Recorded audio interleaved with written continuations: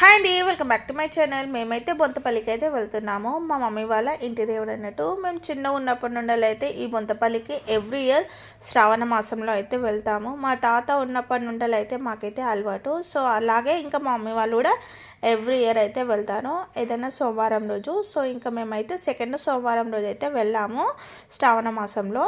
ఇంకా ఏంటంటే గుడి అయితే చాలా చేంజ్ చేసేసారు, మొత్తం చేంజ్ అయిపోయింది. ఎంత బాగా అయిందో, మంచిగా ఉంది. అంటే ఇంతకు ముందు కన్నా ఇంకా ఇప్పుడు ఇంకా బెటర్ అయింది అన్నట్టు. ఇంకా చాలా డెవలప్మెంట్ అయితే అయ్యింది.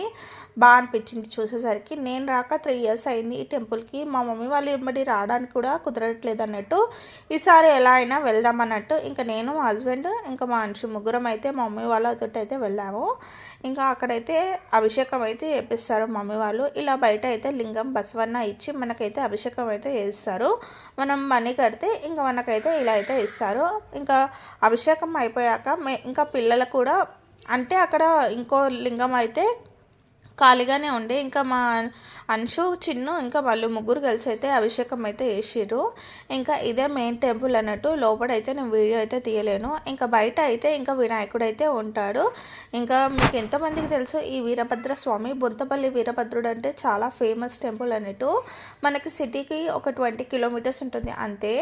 ఇంకా మా దర్శనం అంతా అయిపోయింది, అమ్మవారి దర్శనం కూడా అయిపోయింది. ఇంకా మేమైతే ఇక్కడ నంది దగ్గర అయితే పూజ అయితే చేస్తాము. ఇంకా ఇక్కడ పూజ చేశాక ఎవ్రీ ఇయర్ అయితే ఇంకా మా మమ్మీ బొంతపల్లిలోనే పసుబొట్టు అయితే వేస్తుంది. ఇంకా మేమైతే అన్నీ రెడీ అయితే చేస్తున్నాము పసుబొట్టుకి.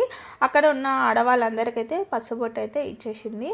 సో ఇక్కడైతే మా హస్బెండ్, మా డాడీ, ఇంకా పిల్లలు అయితే ఫుల్ ఎంజాయ్ చేసిర్రు. మంకీతోటి చాలా ఆడిరు. నాకేమో భయం వేస్తుంది వాళ్ళు ఆడుతుంటే. ఇంకా మమ్మీ అందరికి ఇచ్చాక నాకు, మా అక్క కూడా పసుబొట్టు అయితే ఇచ్చేసింది. ఇంకా మేమందరం అయితే వచ్చాము.